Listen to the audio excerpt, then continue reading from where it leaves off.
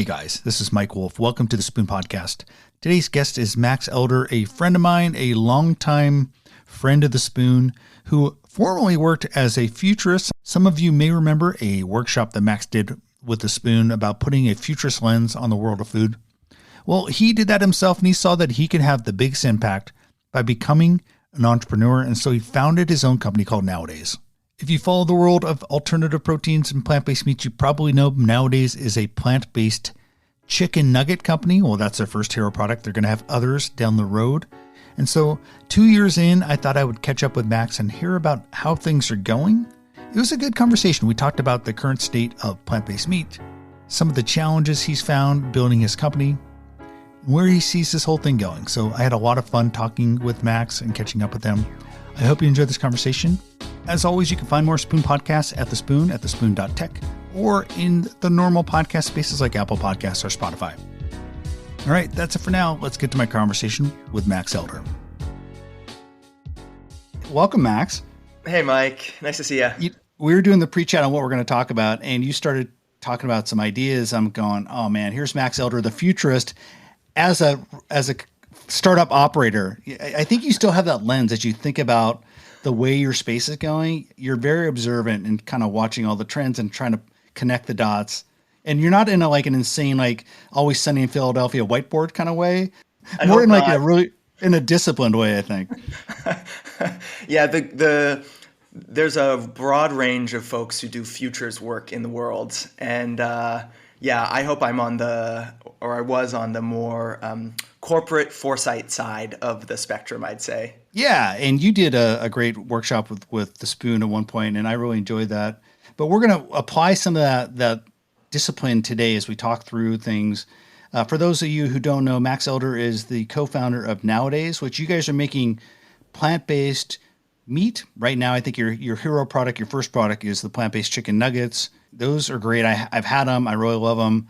And looking forward to trying some more of those. Let's talk first about Nowadays, and then we'll kind of get into the broader plant-based space. So how are things going with the nuggets? I know that you guys you're going to stop D2C and start going only retail, right? Yeah. So Mike, Nowadays is a brand in the market that focuses on health.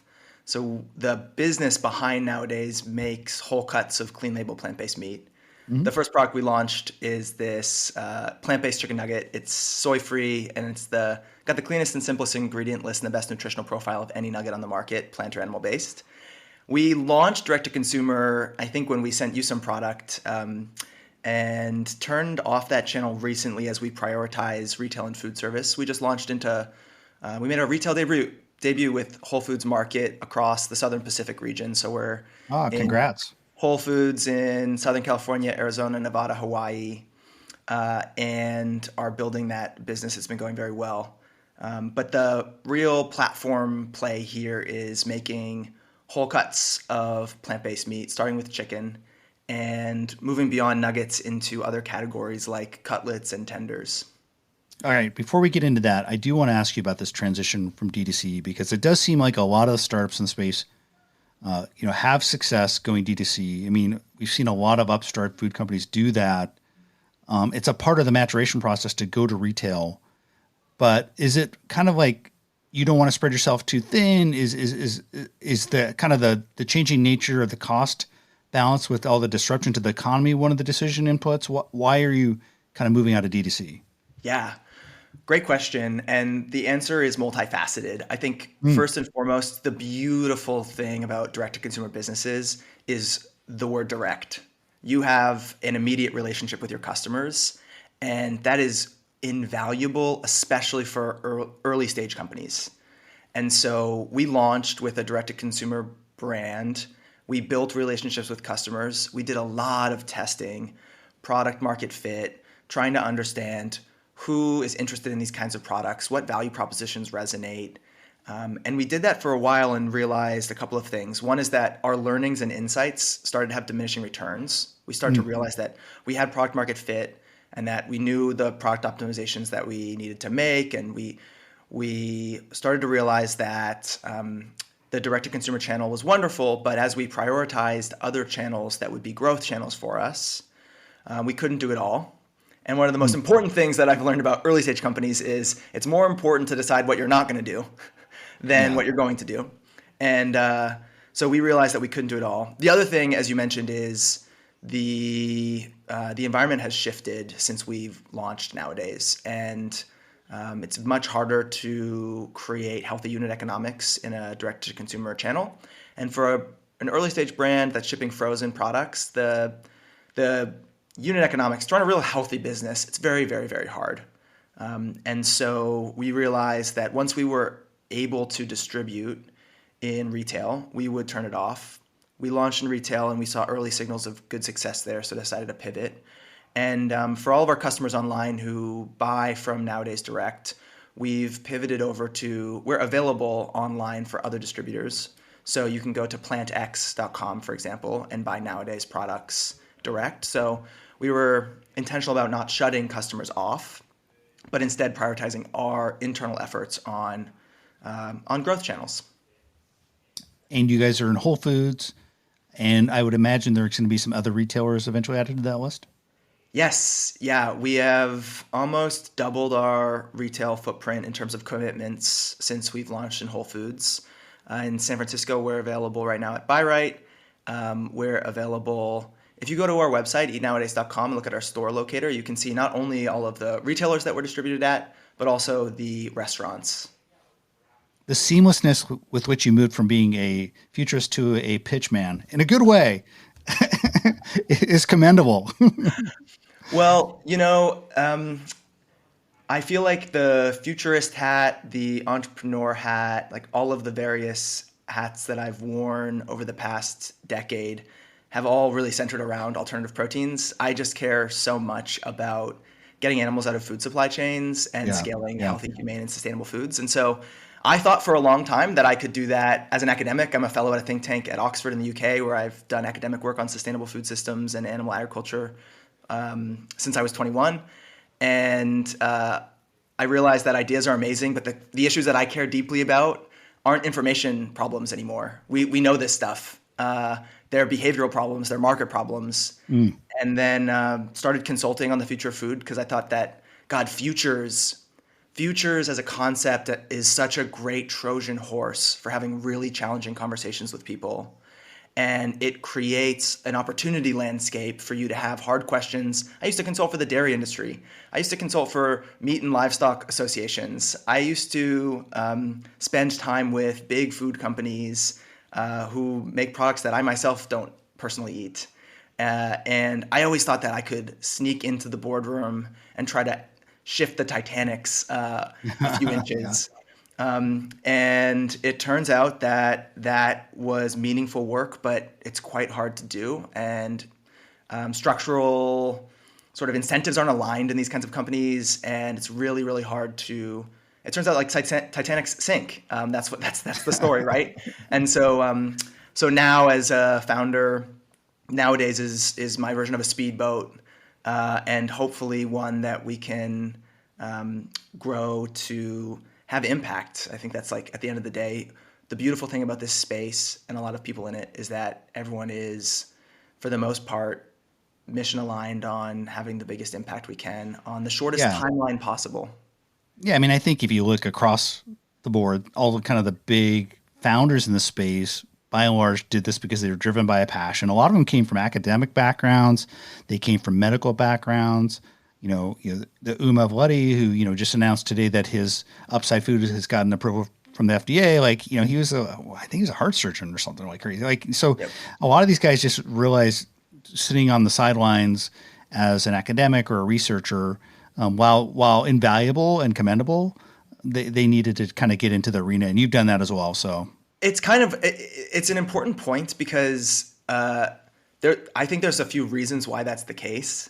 And one is that I worry that we've gotten into an environment where people think that this is easy, where people think that plant-based meat or alternative proteins kind of exist. These products are in market today, and it turns out that that's absolutely not the case, that we are just at the very beginning of a long transformational journey, that we started domesticating animals 12,000 years ago. I mean, we're talking about technologies that have been around for a very long time, and so it takes someone who has this kind of, dare I say, delusional passion for solving a really, really hard problem that means a lot to them to even try to attempt at building something like this.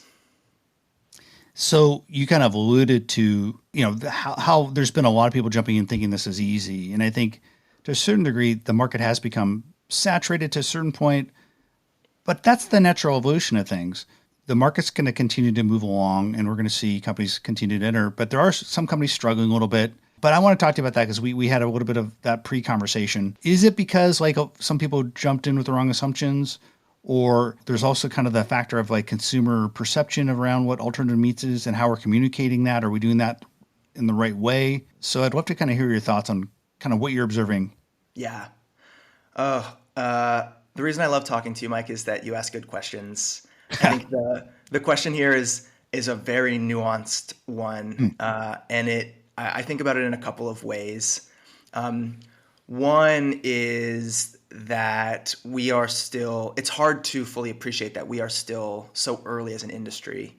And when you look at the ways that these kinds of markets have been built, I mean, we have a young plant-based foods association. We had just started an industry group. And other alternative protein companies are creating their own for their technology stack. But we are so early just in the life cycle of what it takes to build a market, those create barriers because we are creating the ecosystem required.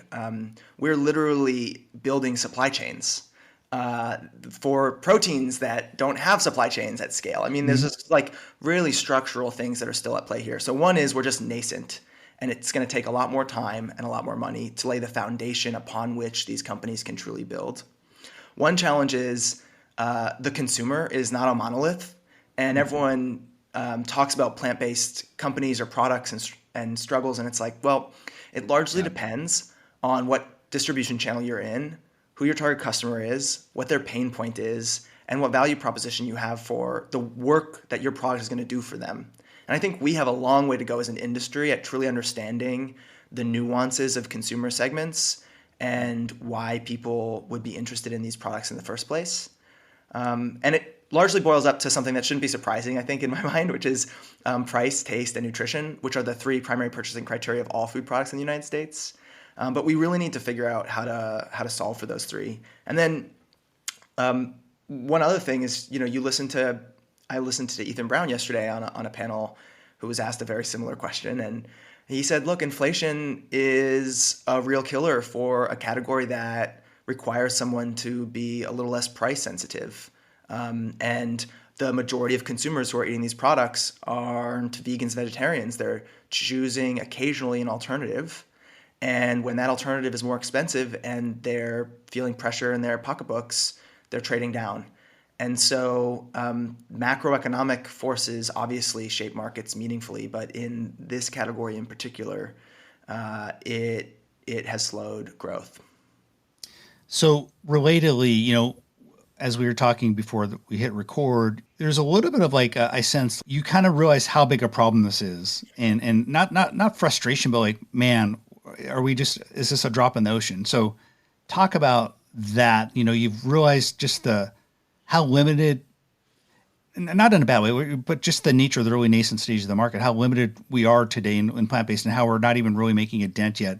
Talk about your thoughts there. Yeah. It hits home because this sort of challenge of reimagining how to make meat more healthy, humane, and sustainable is something that keeps me up at night and gets me out of bed in the morning. So there's a sort of the pessimist in me at night saying, "Oh my God, how are we going to solve these problems?" And then the optimist in the morning with a fresh cup of coffee, feeling really energized and excited about the opportunity ahead. So I think it depends on when you get me. But the pessimist in me sometimes just fully, over the past couple of years as I've started nowadays, I've begun to fully appreciate the complexities of this problem. And they're They're nuanced in a way that I think is going to be really, really challenging. And they're evidenced by even something like, and I love this company and I have their products in my fridge right now. And I love the people who work there and the founder, and I respect them so dearly. But even Beyond Meat today is not operating profitably. And those kinds of challenges, they really, they force us to step back and say, like, how can we build businesses that can make money while selling alternative protein products? And the more I've understood the manufacturing technologies and the way that these supply chains work, the more I've realized that the problem is a lot more complicated than I had ever appreciated. It's also underscored, I think, the importance for what we're building, and it's actually reinforced our strategy, because one of our goals, the retail growth last year for plant-based was 0%, and the market penetration of alternative protein products in retail is about 1.5% to 2%. It's less than 2% of the overall meat market. And Mike, to me, that's a rounding error. I mean, that's nothing. And one of our goals is, we've realized that a lot of these problems just boil down to cost. There's fantastic innovation being done on taste, texture, mouthfeel, creating a joyous eating experience. That's necessary but not sufficient. There's a lot of work being done on making these products more, not just delicious, but also nutritious. And there's a pathway forward there. One of the biggest challenges is price. And this is a trite thing to say, but these industries and the products that are produced by them, they're artificially cheap. They've been externalizing costs for a long time, not just on people and the planet, but also on the future. And but we need to compete in those markets. Yeah. And I don't know, Mike. The last time I checked, the commodity price of poultry in the United States was $1.61 a pound. And so the real question is not, can you make delicious alternative protein products, but can you make them in a way that can take market share away from conventional protein? And because if we don't, we aren't having the impact that we want to have, and the category is not going to realize its potential. And that price question is really challenging. Price is really a big part of the equation. Also, just there's, like you said, there's so many different new alternative proteins and plant-based meats that are coming to market, new technologies that are exciting. But like a lot of the brands that have built the name and the consumers know have kind of those first hero products. A lot of time, in many ways, the judgment has been made. How do we get them excited about these new products? Is it companies like you, companies like Impossible, continuing to roll out new platforms and new formats beyond kind of what companies already know or consumers already know? Yeah. Yeah, I think there's a lot of opportunity. I mean, I still think we're so nascent as a category. And Mike, you know, the people that you talk to and the worlds that you live in, this is defined category with lots of folks and capital, and but if we get out of our bubbles for a minute, Right. Americans don't even know that meat can be made from plants, or that eggs can be made from plants, or milk has been one of the big interesting success stories, I think, in my mind. Somewhere we've got, I'd argue it's the most successful plant-based category over the past couple years. undoubtedly. Now, there's some nuance there. I'd love to talk about this because I spent about a year I was hired by the United States Department of Agriculture's dairy checkoff program to write a 10-year strategic plan for the domestic dairy industry, and learned a lot about dairy. And the success of alternative dairy, of alternative milks in particular, is partially because milk as a category has faced major headwinds that have been realized. Like Americans, the consumption of fluid milk has been on the decline for the past 40 years in the United States. So there are bigger headwinds than meat. We're eating more meat than ever, and particular chicken. It's the most consumed protein in the United States. It's the most consumed protein in the world. But what's really fascinating about dairy as a success story, don't tell anyone, we're actually trying to take a play out of that playbook. And so one of the interesting things that's happened is that the dairy industry has figured out that they can scale with minimal capex, slightly lower cost structures, alternative milks by utilizing existing infrastructure across their value chains, but changing inputs. So Danone is converting one of their largest dairy facilities right now in the south of France it was originally a cow milk facility, and they're converting it right now to an oat milk facility. Wow. And they can do that with relatively minimal capital investment. They can do it pretty quickly. And the pitch to them and the pitch to other folks like them is you're sitting on an asset that's going to be stranded over the next decade plus. Yeah. Fully They're major amortized. Yeah. And the processes are there. But I have to warn you, Max. I don't know if you know this, but you're on a podcast. So you just said, don't tell anyone that you're taking a page out of the playbook. I think we're going to tell everyone that you're taking a page out of the playbook. Tell us what you're doing. Shout it from the rooftops. I love being playful. The big secret here is one that I want everyone to know, which is that in order to truly scale these products efficiently and quickly so that the category can realize its potential, we have to think more creatively about our manufacturing process, about our finishing process, and about partnering with existing players across the meat value chain. Because right now, quite frankly, a lot of work's being done to recreate wheels. And those wheels are cheap, ubiquitous, and super efficient. They're just pumping out conventional protein that isn't as good for people or the planet.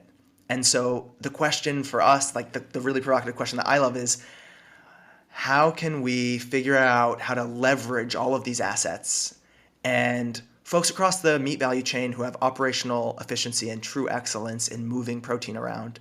And how do we make that protein something that has a positive impact instead of a negative one? And it seems like, and I didn't mean to interrupt you, Max. Sorry about that. Is it easier? Am I wrong here to do it in more of a kind of the minced meat side, where it's more of a processed food, versus like when we get to things like whole cuts? That seems like it might be harder, or am I off on that? it largely depends on product category. So if first we have to look at the meat market, and we have to, let's take poultry, for example, which is the platform that we've built. Less than 2% of the poultry market is ground products.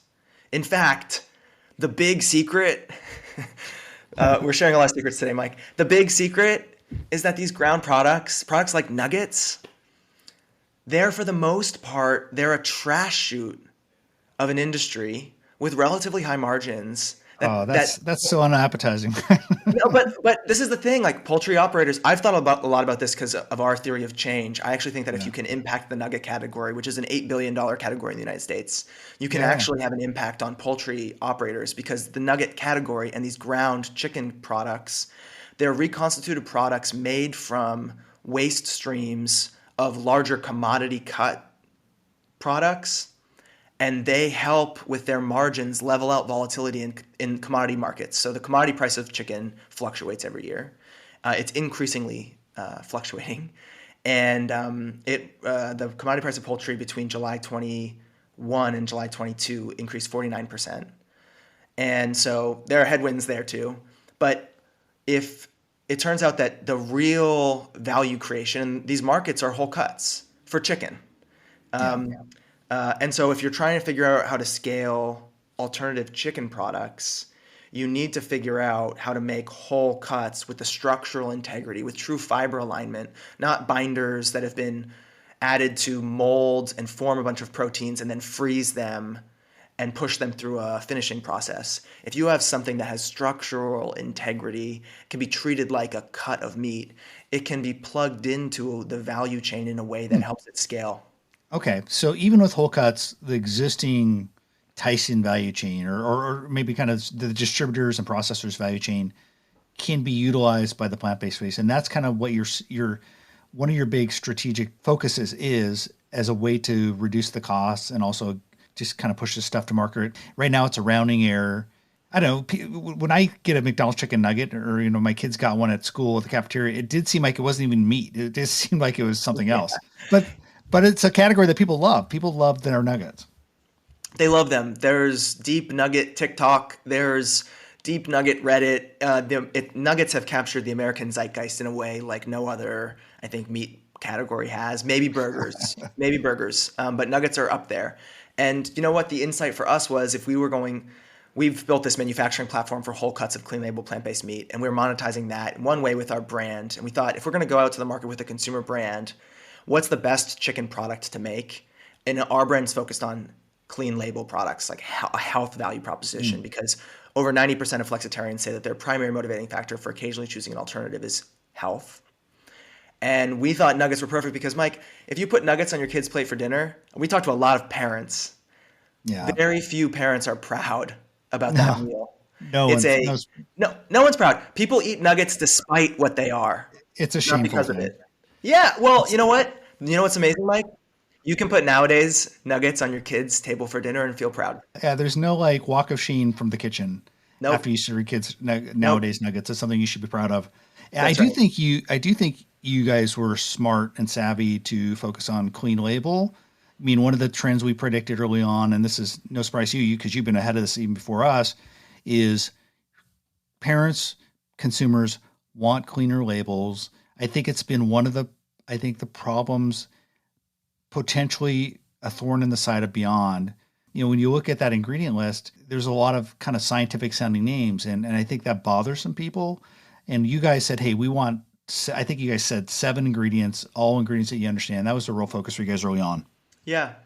And it still is. I mean, I think, again, this is where the nuance comes in. It largely depends on the channel you're in and the customer you're targeting. If you're in food service and you're trying to sell a big restaurant chain, quite frankly, they don't care as much about the ingredient list. They care about a lot of other different things. And so if you're, though, a consumer brand in retail and someone's literally picking up your product and reading what's in it and the nutritionals, consumers are increasingly asking questions about the ingredients in these products.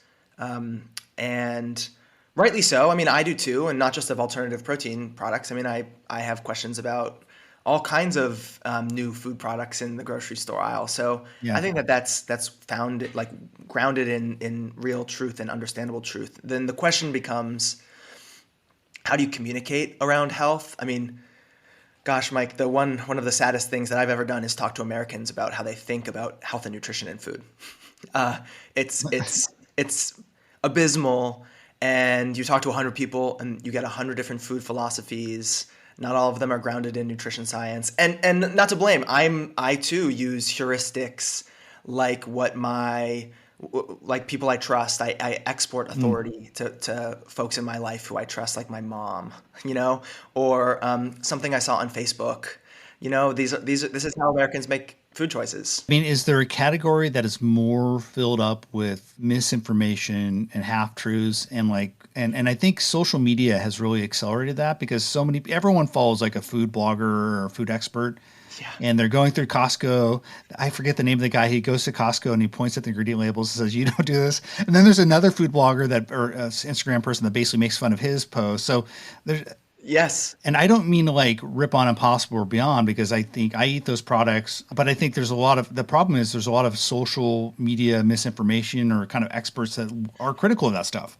Yeah. I mean, our information ecosystems, not just for food, but all of them are noisy.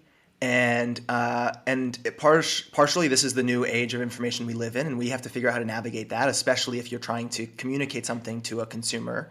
But it's structural, Mike. I mean, like, heck, the United States Department of Agriculture is responsible for Americans' health and nutrition. When I was a kid, we had a food pyramid. That's changed in not a short period of time, and it's kind of wild to look back and say, and you read like what the USDA nutrition, like the dietary guidelines were when I was a kid, when I was learning them and taught them in public school.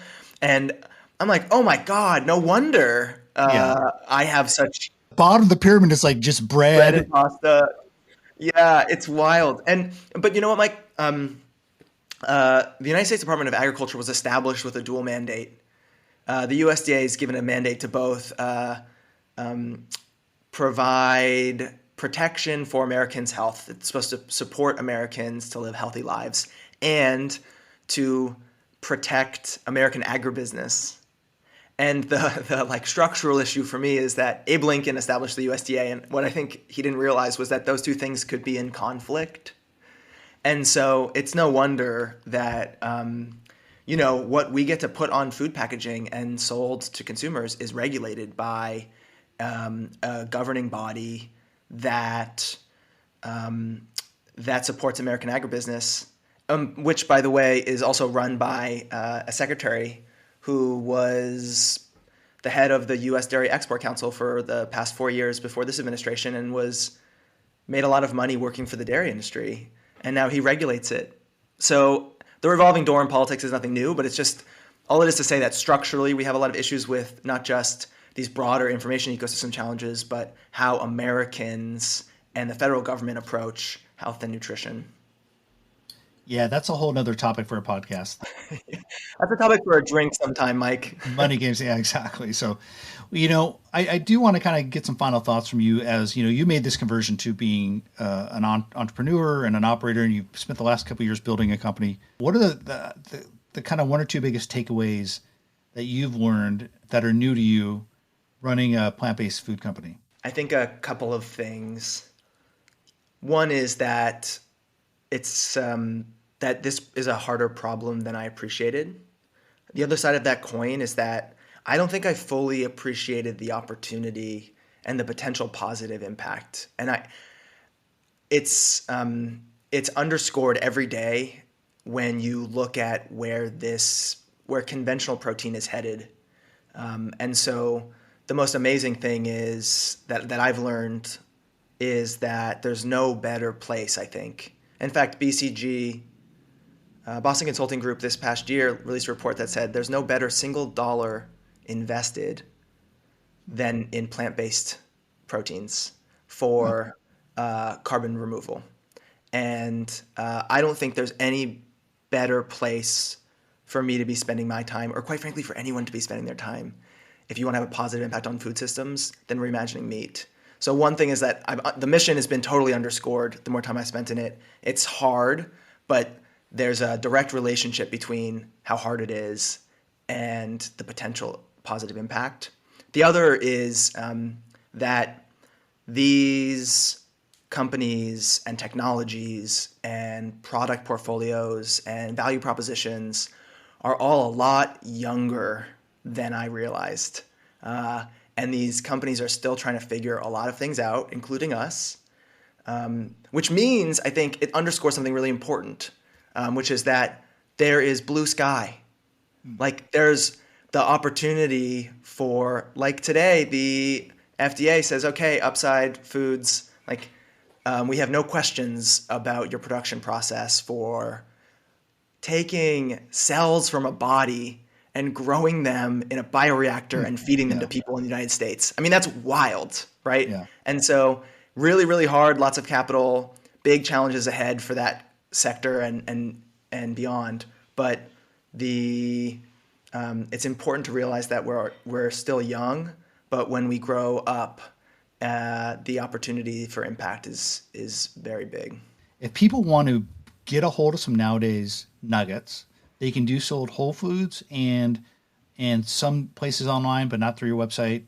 Yeah, if you go to eatnowadays.com, there's a locator where you can find where we're at in restaurants and across retailers. All right. Hey, well, Max, always fun to talk to you, and glad things are going well, and look forward to having you back on the podcast. Likewise, Mike. Thanks. Well, I always enjoy talking to Max. I hope you enjoyed my conversation with Max as well. I always find his futurist lens, which he still brings to a lot of his work, very educational and informative, and helps me kind of clarify and crystallize where things are going with regards to the future of protein. If you want to find out more about Max's product and his work, just go to eatnowadays.com. That's where you'll find his company's website. The Spoon Podcast is brought to you by Michael Wolf and The Spoon. The Spoon Podcast is part of the Spoon Podcast Network. You can find it in your normal podcast spaces at our website. And while you're at it, why don't you give us a good review? All right, that's it for now. We'll talk to you guys next week.